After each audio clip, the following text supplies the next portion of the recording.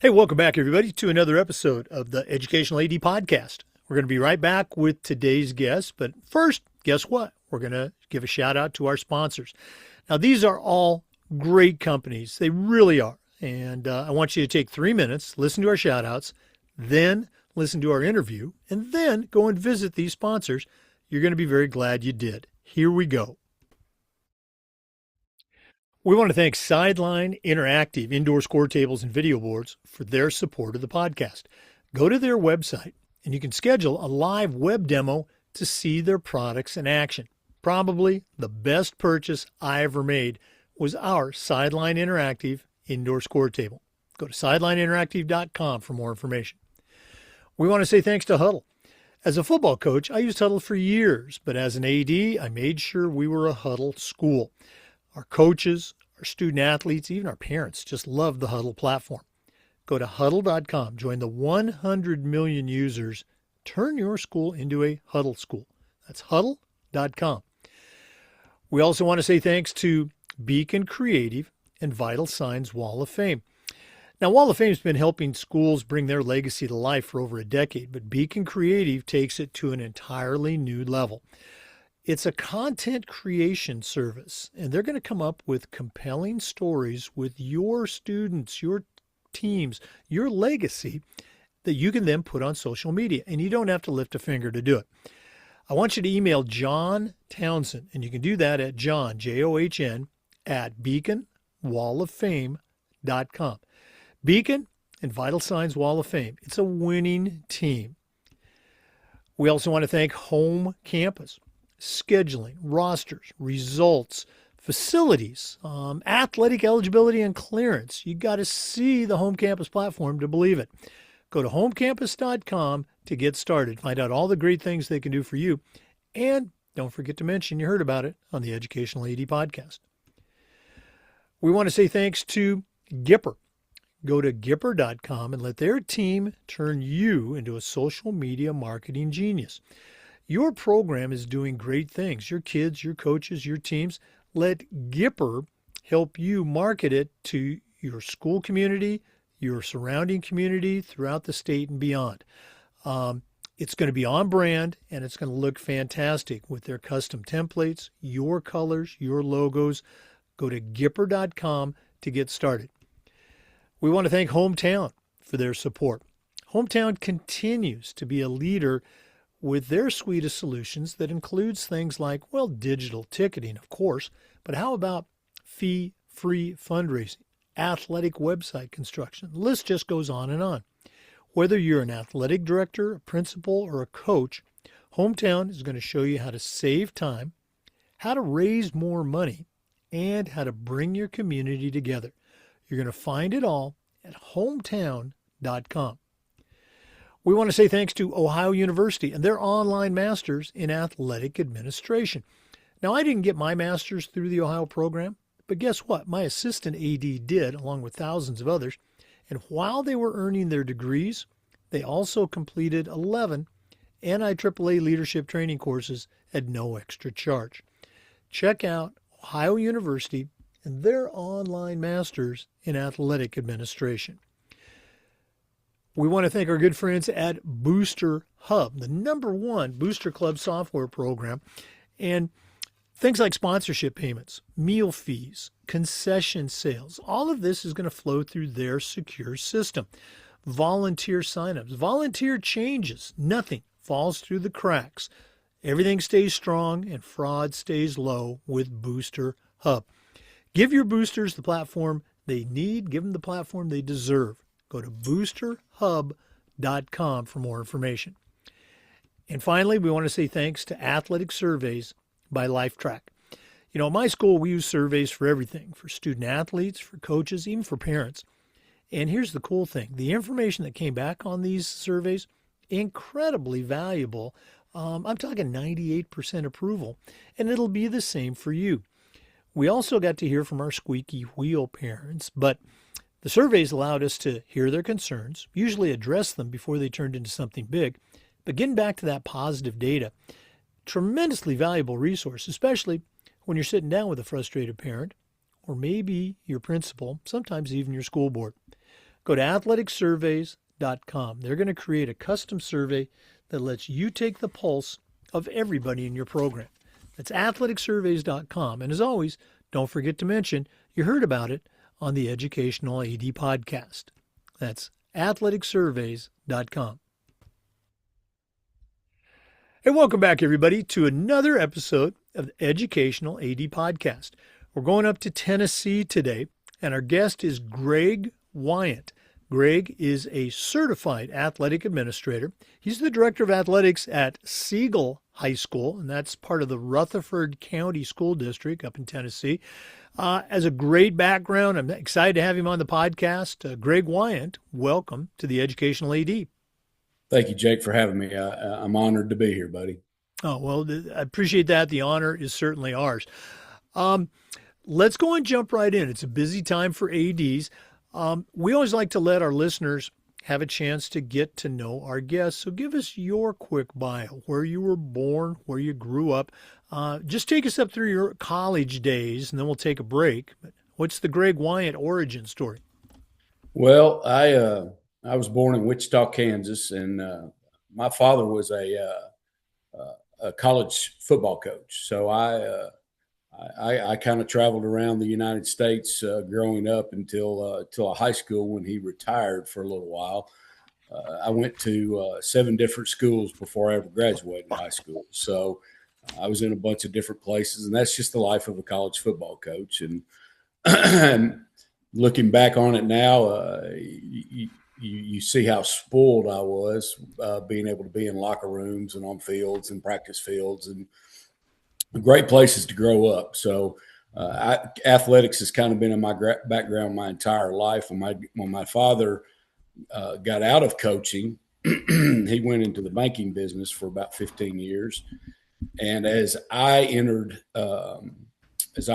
college, or towards the end of my college years, I went to Middle Tennessee State University here in Murfreesboro, Tennessee. But as I was finishing up, Philip Fulmer was a graduate assistant of his when he was at the University of Tennessee coaching, and asked him to come back as a football operations guy. So my father went back up as a football operations guy at the University of Tennessee.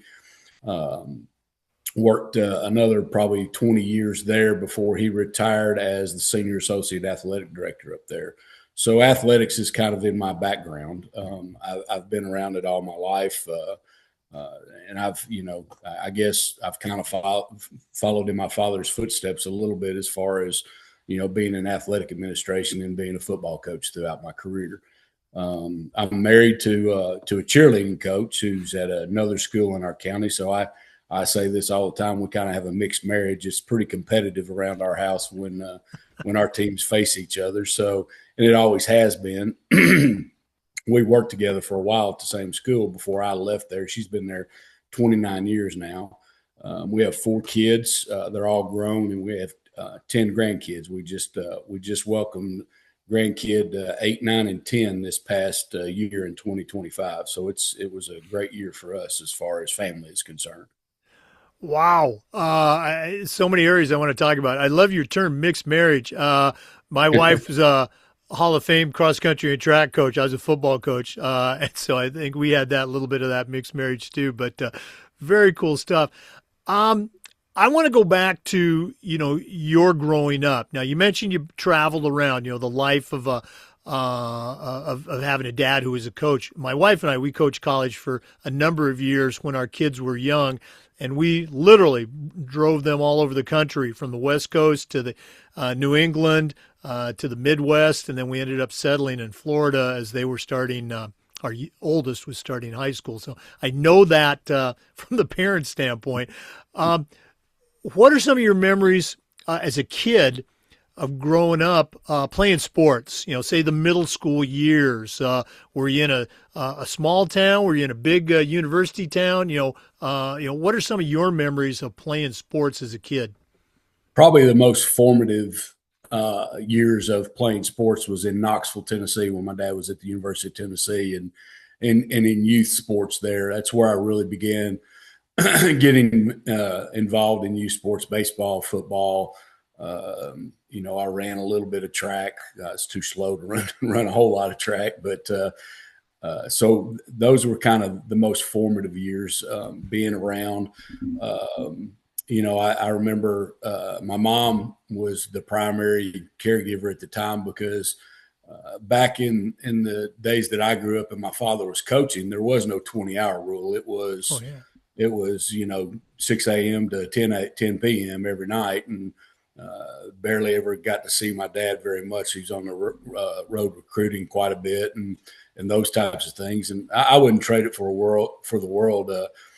I think as a young person growing up, there was a little bit of sourness in that he wasn't around, and all my other buddies, dad was around. But as I got into athletics, as I got into it as a profession, I really understood what he was doing, and I think it probably rubbed off on me the amount of time that he spent with his players. And when you're in athletics long enough, and you've been around it, Jake, you understand that you're not just raising your own kids; you're raising a lot of other kids that don't have parents, or coach says goes a long way. And as I got into my career in both football and athletic director, I really started to understand, the amount of time that he put into it and the importance that he played in a lot of his players' lives. So. Oh, no, you're absolutely right. And, our three kids, they're all in their 30s now, but they all did high school sports. We got to coach them in certain sports. But, we'll still hear that occasionally. Oh, you spent more time, with your team than you did with us. And, Right. I mean, it's just kind of the nature of the job. It is. I got to imagine, though, for you, there had to have been, I'm guessing, correct me if I'm wrong, a little bit of a coolness factor that your dad was coaching at the University of Tennessee. I mean, that had to have a little bit of a social cachet for you. Yeah, it was really neat that, you could take a buddy to a ball game and end up going down on the field after the game and going into the locker room and grabbing sweatbands and whatever, the guys would give you and stuff like that. So, yeah, there was kind of a coolness factor to that. And again, I was spoiled. I got to grow up around a lot of great athletes. A guy named Conrich Holloway that played up at the University of Tennessee, who actually, worked with my dad as he was an athletic administrator. I really got to kind of know him a little bit. And I got to see when my dad retired, a lot of his former players got together. He was a big outdoorsman and a fisherman, and they bought him a fishing boat.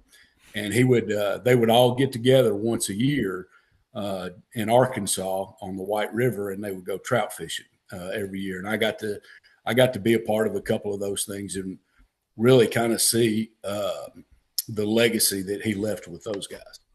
Oh, that's so cool. We're going to talk a little bit more about your life growing up and also your early career in our next segment. Let's go and take a quick break. Our guest today is Greg Wyant, certified athletic administrator and the director of athletics at Siegel High School in Rutherford County, Tennessee. Let's take that break, but we're coming back. This is the Educational AD Podcast. We want to say thanks to our good friends at Sideline Interactive, indoor score tables and video boards. Go to sidelineinteractive.com and you can schedule a live web demo to see their products in action. Probably one of the best purchases I ever made as an athletic director was our Sideline Interactive indoor score table. We use it for home games, of course, but we also use it for pep rallies, for signing ceremonies. Their products are tremendously versatile and their customer service just outstanding. Go to sidelineinteractive.com. Schedule that live web demo today. We also want to say thanks to our good friends at Huddle. As a football coach, I used Huddle for years, but when I became an athletic director, I made sure that our school was a Huddle school. And our coaches just loved the tools that the Huddle platform had. Our student athletes loved the videos. Our parents loved the streaming, but there's a whole lot more. Go to huddle.com, join the 100 million users, and turn your school into a Huddle school. That's huddle.com. Well, what a great thing Huddle has done. I remember, Jake, when Huddle first came out, I had one of my coaches tell me about it. And, I grew up in the time of 8mm at the very beginning, then VHS, and then DVDs. And when he told me that we were able to trade film without having to travel all over the state, boy, I was all in, and we've been all in since. Yeah, you see me smiling because I remember those days as that young assistant, or actually as a player, watching, the tedious, film, and then as a young assistant, Saturday mornings making that drive 3 hours to the convenience store to swap VHS tapes with another coach. Yeah, it's just fantastic. Huddle is so cool, and it's great to see all the advances that they've made. Thanks a lot for sharing that. Hey, for our listeners, our guest again is Greg Wyant. He's the athletic director at Siegel High School up in Tennessee. Greg, you talked about, your dad was a coach, University of Tennessee. As you were growing up, was it a given that you were going to become a coach? Did you know, hey, I'm going to do that? Or did it just kind of happen organically? That's kind of a funny story. We talked a little bit earlier about,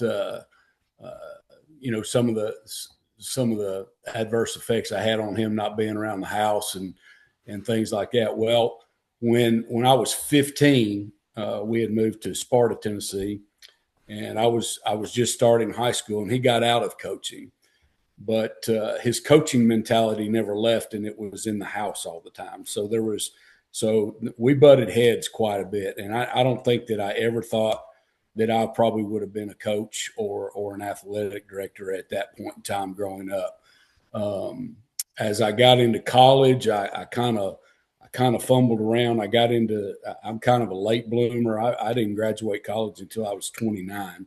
And I fumbled around in the restaurant business for a while and some other odds and ends. And it's funny, when I was in high school, I helped a guy coach a little league baseball team for 2 years, and then I had a little league baseball team of my own my senior year in high school, and that's kind of, I guess, where I got the bug. I really enjoyed it, had a great time doing it. Just watching kids, the aha moment that you get to see in kids, and I think that's really when it hit me what coaching was all about. It just took me a long time to get to that path. Getting into coaching. I was in school trying to figure out what I was going to do. A former coach of mine that I had in high school had just joined the staff here in Murfreesboro, Tennessee. While I was in school, I expressed to my dad that, hey, I think I'd like to get into coaching, and he told me about it. One of his former players was actually the head coach there at a school called Riverdale High School here in Murfreesboro.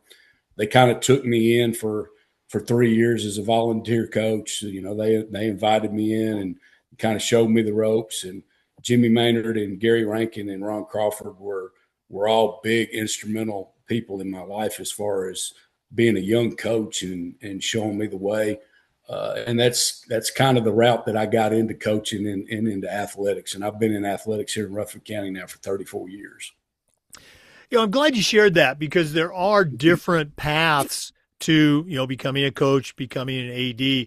I'll hear from undergraduate students a lot. They're in that sport management program or whatever, and they're thinking that they're going to graduate and then get hired as an athletic director that first year out of the chute. And it's not quite that. That's not how the journey works usually. As you were getting into the profession, you mentioned that you had coached earlier. What was, I guess, what was your first real, and those are my words, education coaching job? What were you teaching? What was the subject load? And were you coaching at that time too? Yeah. So my last year of college, I graduated in December, and that fall, at December of 1992, that fall, I was working probably 35, 40 hours a week bartending to try to pay for school. I was finishing up my degree.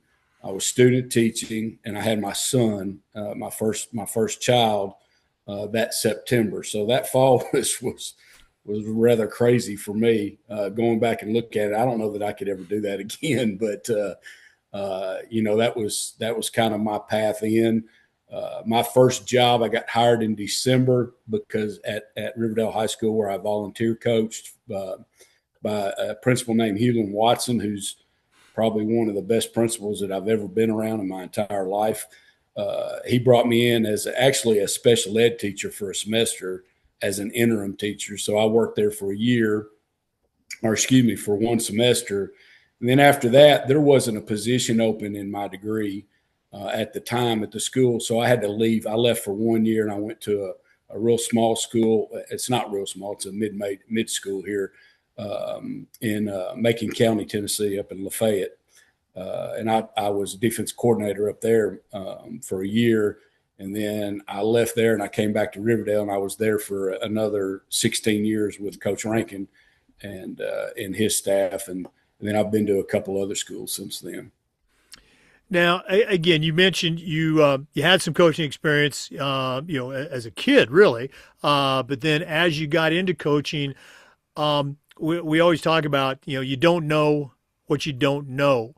As you were starting your coaching career, what were a couple of things that you found out you didn't know? There's a lot that you don't know. The ins and out of paperwork, the planning of a practice, the fundraising, equipment orders. The list goes on. You've been involved. The list just goes on forever. And it's so funny because I tell this story all the time. I worked for a guy who is the 8th winningest, or maybe the 6th winningest coach. He's got over 500 wins. Oh, wow. He just went into the National Hall of Fame 2 summers ago. So I spent 15, 16 years with him, and we won a lot of football games. We were very fortunate. We had some pretty good players, but he hired really, really good people. And that's one of the things that I really learned from him was to hire good people and not be scared that you hire somebody that you feel is a better coach than you. I see a lot of young coaches now, they're worried about hiring older coaches that have got some experience because they're scared of getting showed up. And I learned that from Coach Rankin at a very early age, that you hire good people. And then again, on the flip side of that coin, Jake, there's times in that 16 years that were like, if I ever become a head coach, there's no way I'm ever doing this. This doesn't make any sense. But I'm a good Indian, and I'm going to follow right along. I'm going to do what I'm asked to do. That's what the chief asked me to do. And then you get to be a head coach, and you go, oh, now that makes sense. So you see why you may not have agreed with everything, but when you become the guy with his name in the paper, the guy who's in charge of everything, it comes to light of why things were done that way before. That is such a great point. Again, I want to reinforce it. Thank you for sharing that. As that young coach, that first year coach, sometimes in the back of your mind, you're thinking, geez, I know more than this guy, or, this is how I'm going to do it when I'm a head coach, or I'm never going to do that. And then all of a sudden you are the head coach, and it's, the light bulb comes on. Okay. Now it makes a little more sense. So, great point. God, this is off to a great start. We're going to take another quick break, but we are going to come back with more. Once again, our guest today is Greg Wyant, the athletic director at Siegel High School in Rutherford County, Tennessee. We're coming back with more, so please stay with us. This is the Educational AD Podcast. We want to say thanks to our good friends at Beacon Creative and Vital Signs Wall of Fame. Now, Wall of Fame has been helping schools bring their legacy to life for over a decade, but Beacon Creative is taking it to the next level. Beacon Creative is a content creation platform, and they're going to take your school's stories, student athletes, teams, coaches, and come up with compelling narratives that you can then post on your school's social media platforms, like a Vital Signs Wall of Fame board. And the cool thing is, they're going to create these stories. You don't have to lift a finger. I want you to email John Townsend, and you can do that at John, John, at beaconwalloffame.com.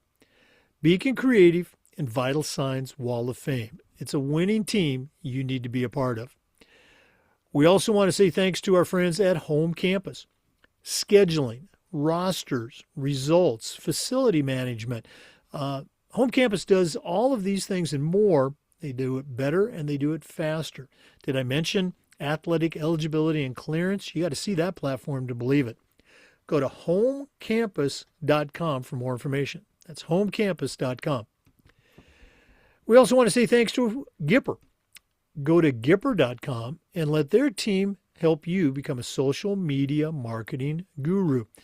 Gipper's professionally designed templates are so easy to use to promote your program, and you're doing a lot of stuff that should be promoted. Your teams, your coaches, your athletes. Share and create everything using one simple platform, and that platform is Gipper. Try one of their digital newsletters. It's so easy, even I can do it. Go to Gipper.com for more information. And as always, don't forget to mention you heard about it on the Educational AD Podcast. Jake, Vital Signs, we got a Wall of Fame about 3 years ago. One of the best things we probably ever did. It sits in our gym hallway. We can tell our story throughout the years. We're a fairly young school. We're when we got it, we were just 20 years old at the time. We went and scanned every one of our yearbooks. So every one of our yearbooks is in there for our alumni to come by and look through. We're able to post all team pictures and individual pictures on there. I mean, it's a great thing. It's really neat to watch the kids go up and get interactive with it. And they like to look at the record boards and they like to go look at all the pictures from way back when.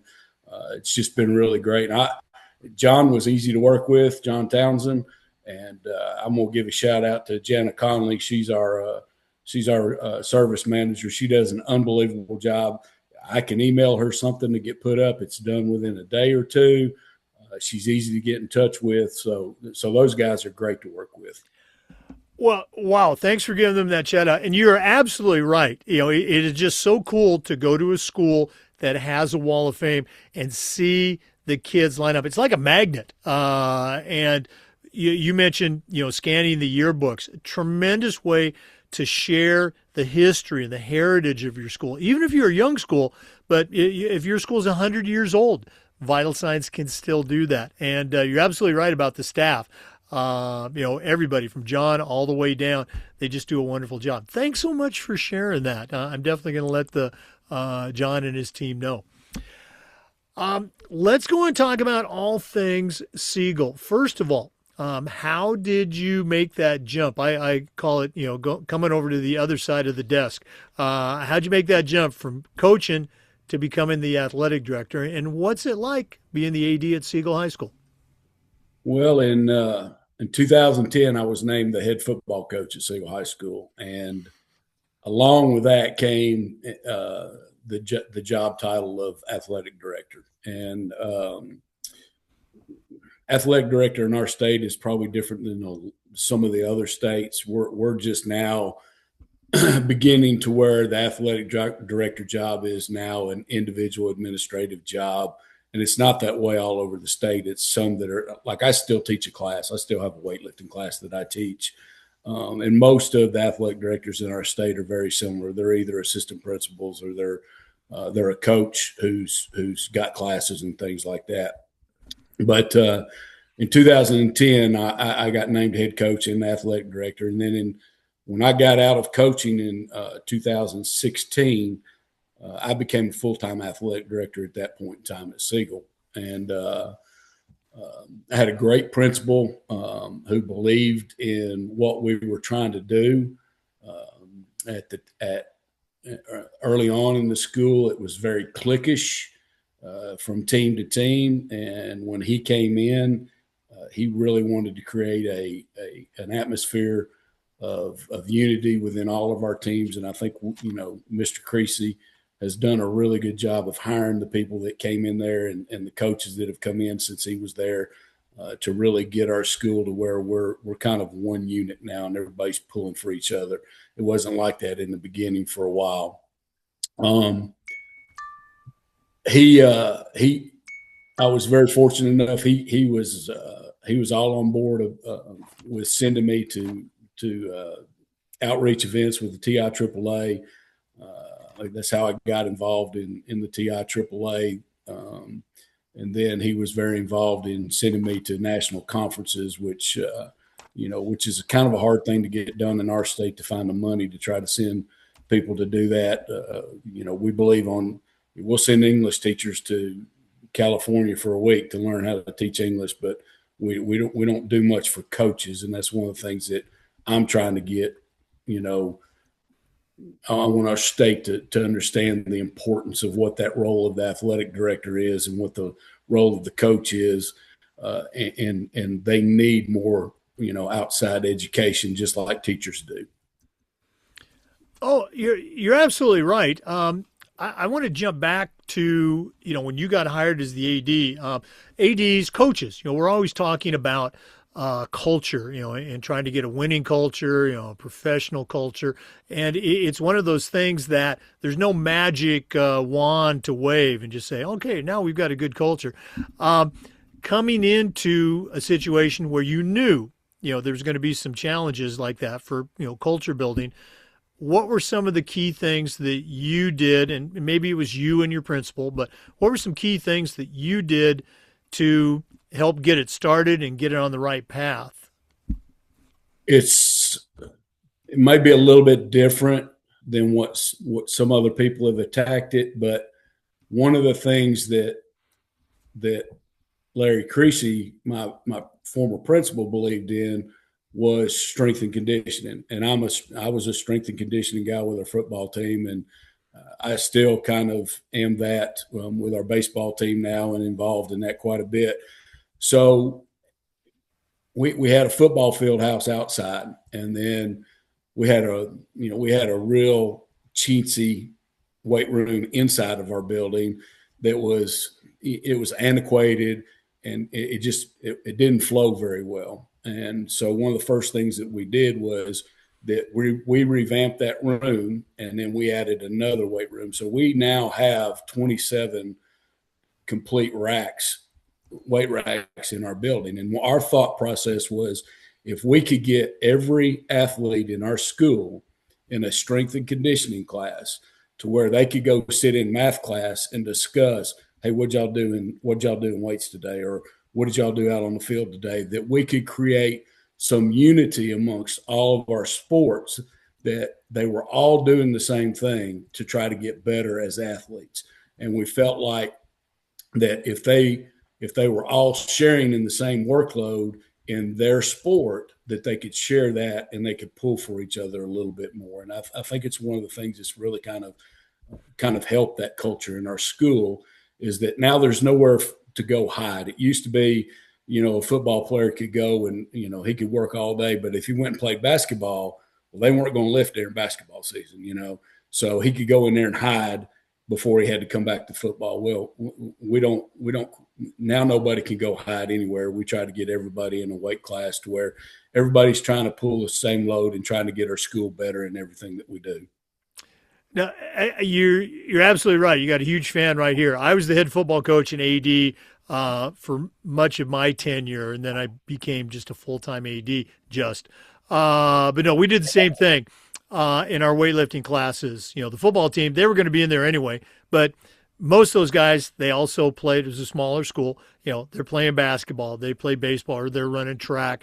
And we reached out to the women's teams too. We got the girls basketball team in there, and they started lifting. And you could just see that competition and camaraderie at the same time that developed within the weight room, that carried over to the fields and the courts, et cetera. I right on board with you on that, using the weight room to help build. I think one of the coolest things that we saw, Jake, was the confidence in our female athletes. Yeah.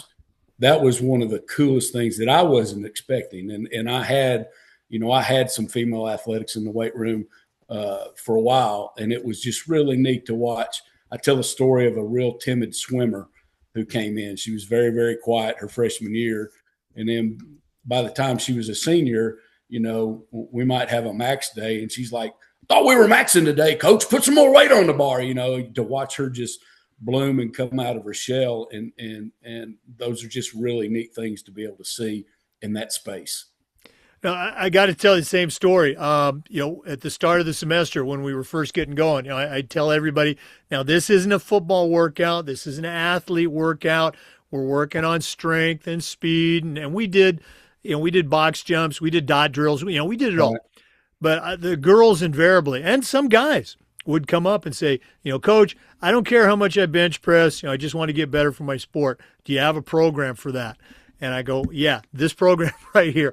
But 4 weeks down the road, when we do that first, max, if you will, those testing, those same kids, they're coming up and going, Coach, look how much I bench press. Look how much my max is. So again, we know what works, and you just got to present it to the kids in a fashion that they're going to accept. We're going to do this at the end of the show, but if one of our listeners wanted to reach out and pick your brain a little bit, as a coach, as an AD, as a leader, or they just want to add you to their network, what's the best way that our listeners can connect with Greg Wyant? You can email me at our school, wyant@rcschools.net. You can reach out that way. I'm fairly active on Twitter. My handle on Twitter is Coach_Wyant. You can reach out that way, DM me that way. And then you could also call our school at Siegel High School, and I'll be happy to get back with you at any point in time. I think in the football coaching profession, especially, we beg, borrow, steal everything, and I brought that into being an athletic director. There's nothing that I have ever done that's probably original that I've done. I am not that talented. I am not that artistic, but I've stole about everything that I use, or I borrow everything that I use from people that I can find anywhere. Oh, no, absolutely. And again, that's the funny thing is, if you talk to a coach and you say, oh, hey, Coach, can you tell me a little bit about your offense or your defense? You're going to get a couple of components, but they're not going to give you everything because they're afraid You're going to come back and beat them. ADs, they're going to back up the truck and unload it. They're going to give you everything. If you reach out and you're looking for a file for the Hall of Fame or a file for this or this, I'll send you whatever I got. I don't charge anything. I'm not trying to make money. I want young people to get into our profession and carry on what we're doing because I think it's so important. No, absolutely. Let's go and take another quick break. I know that's shocking to our regular listeners, but we are going to come back with more. So please stay with us. This is the Educational AD Podcast. We want to say thanks to our good friends at Booster Hub, the #1 booster club software program. Your boosters deserve a program that's going to help them do their job, but also spend more time supporting you as a fan. Booster Hub takes care of sponsorship payments, meal fees, concession sales. It all goes through their secure system. How about volunteer signups, volunteer changes? Everything stays organized. Nothing falls through the cracks. Go to boosterhub.com. Find out all the great things that they can do for your boosters. Give them the platform they need. Give them the platform they deserve. It's boosterhub.com. We'd also like to thank Ohio University and their online masters in athletic administration. Now, I didn't get my master's through the Ohio program, but guess what? My assistant athletic director did, along with thousands of others. And while they were earning their master's degree, they also completed 11 NIAAA leadership training courses at no extra charge. Check out Ohio University and their online masters in athletic administration. We'd also like to say thanks to Hometown. Hometown continues to be a leader in our profession with their suite of solutions that includes things like, digital ticketing, of course. They're still the #1 digital ticketing provider for schools and colleges. But how about athletic website construction, fee-free fundraising, and a whole lot more? Whether you're an athletic director, a principal, even a head coach, Hometown is going to show you how to save time, how to raise more money, and how to bring your entire community together. You'll find it all at hometown.com. And as always, don't forget to mention you heard about it on the Educational AD Podcast.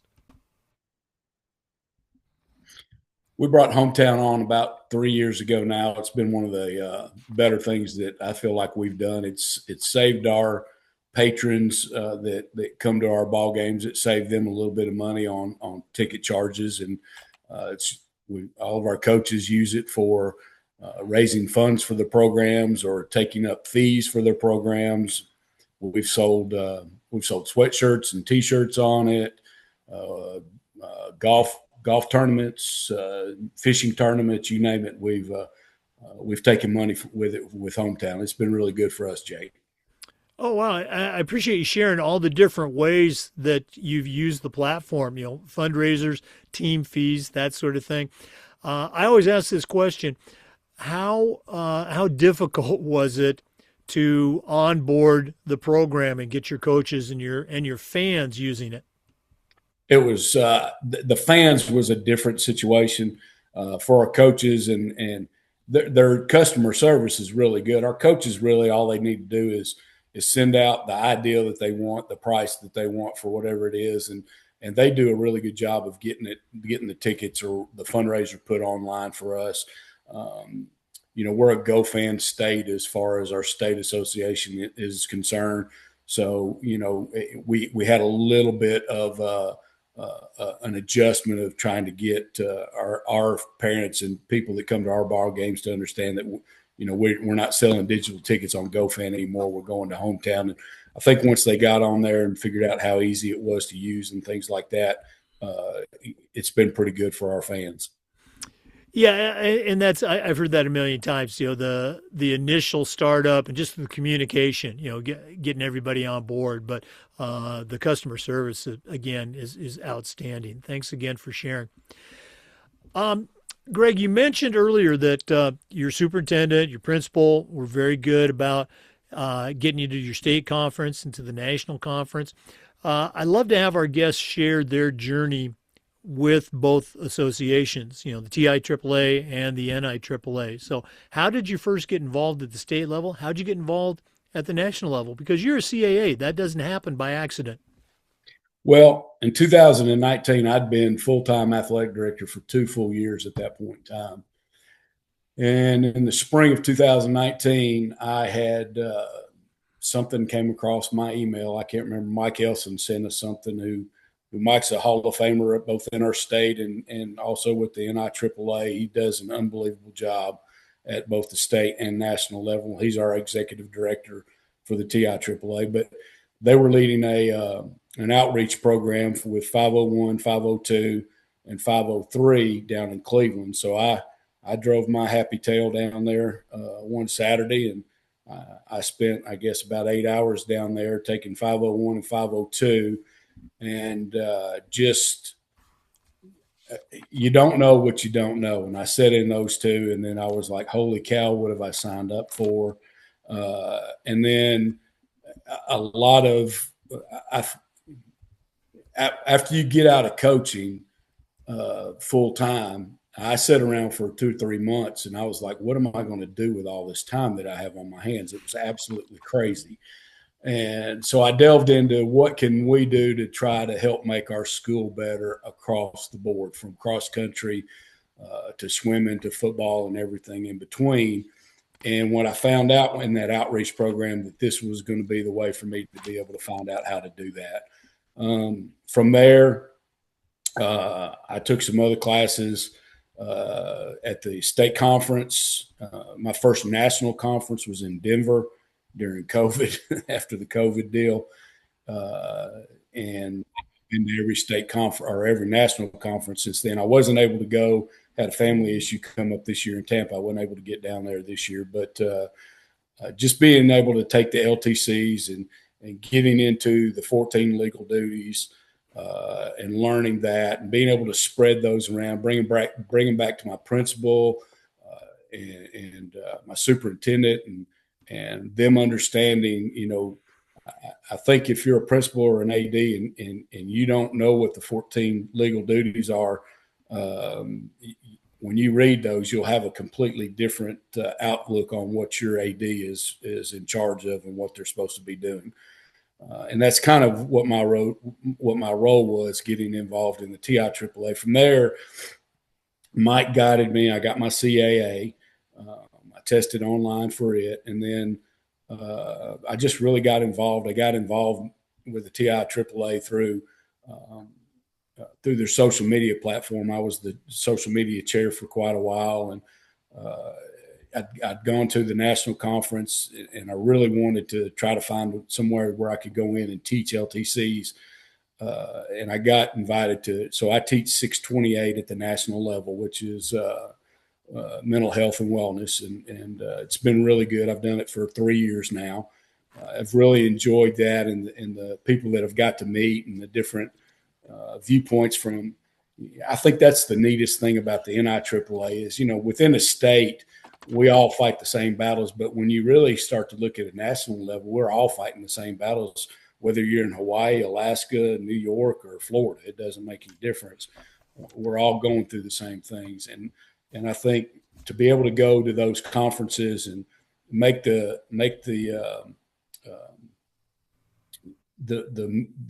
relationships that I've made with some of those folks, and being able to pick their brains and know that I can pick up the phone and I can call, Shanoa Davis in Las Vegas, who I work with at 628 in LTC 628, that I can call and pick her brain, what's going on out there. Or I can call down to Georgia and I can talk to a guy down there. Just being able, knowing that you can reach out and you can go, hey, how do you guys attack this? What do you do to that? To me, that's what coaching was all about, was trying to find a way to do the best thing you could for your program, to put your kids in the best possible position that they could be successful. And I don't think it's any different as an athletic director, trying to put your coaches in the best position to where they can be the best coaches and your kids get a great experience out of their 4 years at your school. And I think that's what both of those organizations have done for me. 3 years ago now, I applied for the president's job. I was elected president-elect 2 years ago. I took over last April as president, so this is my first year in. I'm 1 year in April, and I've got another year after that. It's just been really kind of a neat thing that Kelly Fish, who is a rock star with the NIAAA, I tell her all the time, I'm a turd in a punch bowl compared to her. She gets a kick out of that because she is so professional in everything that she does. And I couldn't believe that she actually chose me to be her successor.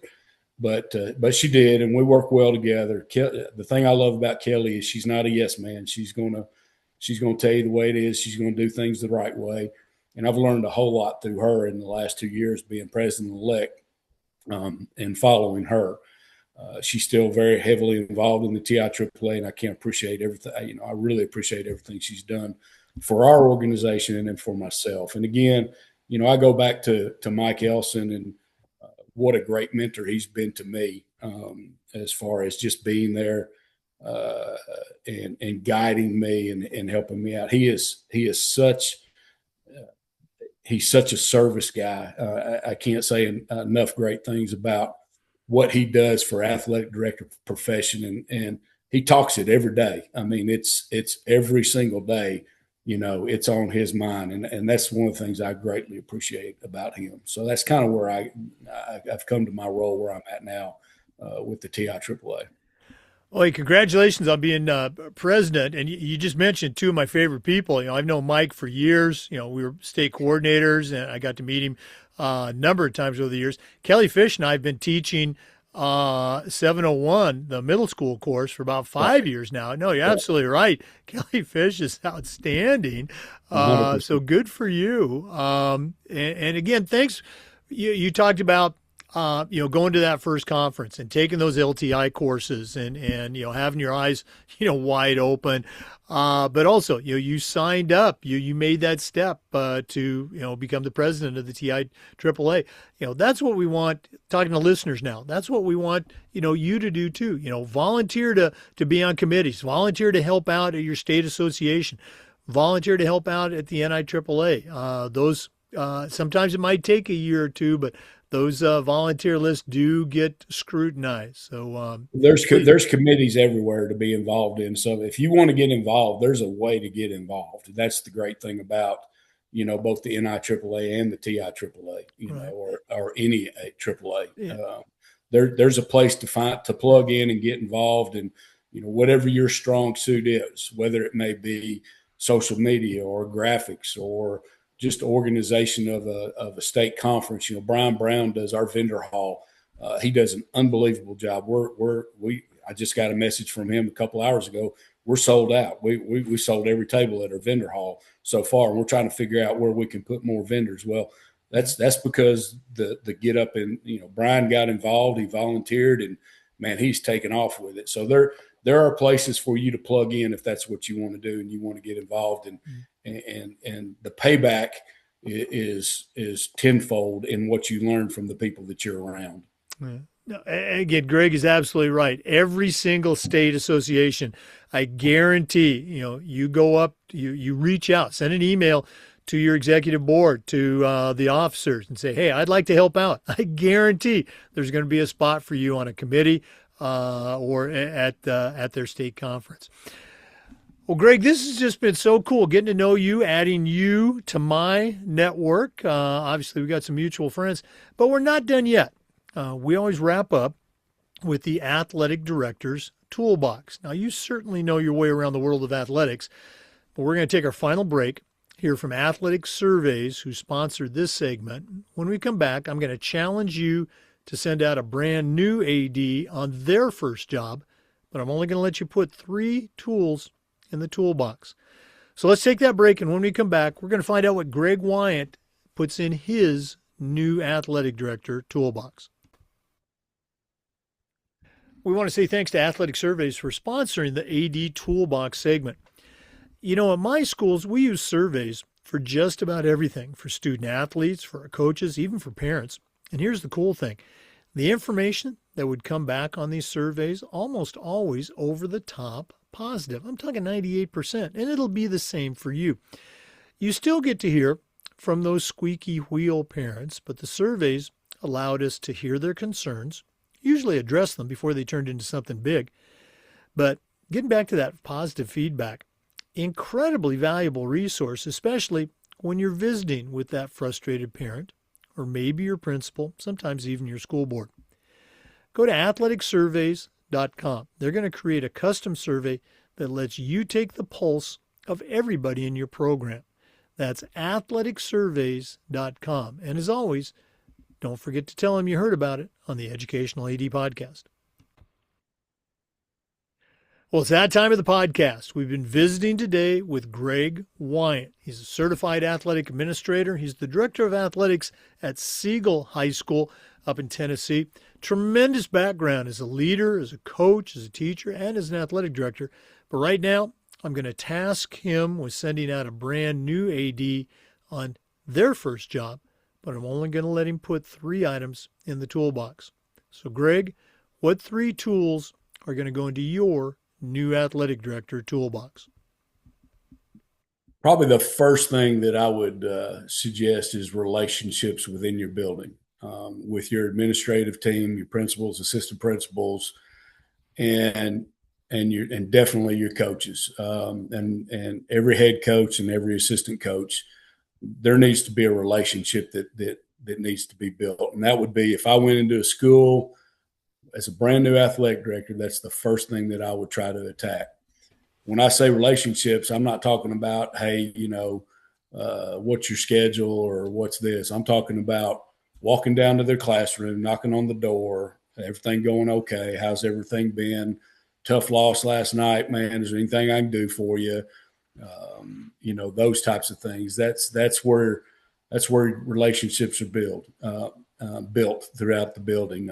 Showing up for your coaches builds relationships, whether it be going to a funeral of a parent or, going to a graduation party for their kids or one of their kids' ball games. Just be involved and know your coaches. I think that helps you retain coaches, but I think it also develops a trust that they would have in you as you go along.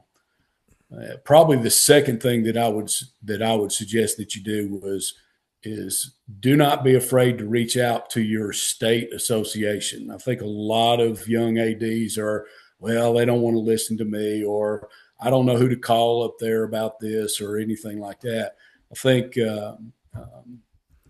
that's imperative to understand compliance, to understand rules, to understand, why your state association is doing those types of things. Develop relationships with those guys and girls in your state association. It will help you in the long run. I think that's one of the better things that I've been able to do, is that I feel like I could call anybody up there if I had a question about anything, and I can get an answer back. So don't be scared to reach out to those people in your state association. In our state, the people that work at the office up there are really good to work with, but we also have legislative council members and board of control members that represent our state and regions across the state. And, I would encourage you to reach out and develop a relationship with them so that you can get your ideas across. And probably the third thing that I would have is a bottle of some type of can of wasp spray for when you come back in August and you start opening facilities up outside, so you can go start to kill the wasps that are starting to fly around in your football stadium or on your soccer field and those types of places. Because some of the toughest conversations is, hey, a wasp flew out and stung one of my kids. What are y'all going to do about it? Those types of things. And, you can prevent kind of that kind of stuff. And the wasp spray is just kind of a metaphor for just be ready for anything to happen. Whatever it is, be proactive in whatever you try to do and try to stay away from being reactive to things. I'm writing that down. I think that might be in all of the tools that we've collected, over 3,000 tools. I think that's the first time somebody's mentioned wasp spray, either specifically or metaphorically. But you're absolutely right. Okay, it's the bleachers, those corners of buildings where kids congregate. They're just that's where the wasps ends up building their stinking nest. Greg, thanks again for coming on. Really appreciate it. One more time, if our listeners want to reach out and connect, what's the best way that they can get a hold of Greg Wyant? I'm on Twitter, Coach_Wyant. That's WYANT. You can email me at WYANT@rcschools.net. That's rcschools.net. Or you could call our school at 615-904-3800, and you could leave a message for me anytime. I'll be happy to get back with you. Again, I'll share anything that I've got. If you're looking for something and I've got it, if I can't find it, I'll try to find somebody that does and get it to you. I'm not above sharing anything that I've ever done. Well, Greg, thanks again for sharing with our listeners today. All the best as we move forward. And I think we're definitely going to have to get you back on the podcast down the road. Would love to, Jake. I appreciate this very much. Again, it's an honor to be on here with you guys, and I appreciate your time. For our listeners, we appreciate you tuning in. And just a reminder, we upload the Zoom recordings of every interview to the Educational AD Podcast YouTube channel. We try to do this just about every day, where we share stories and best practices from the world of athletics. So please come back and join us again on the next episode of the Educational AD Podcast.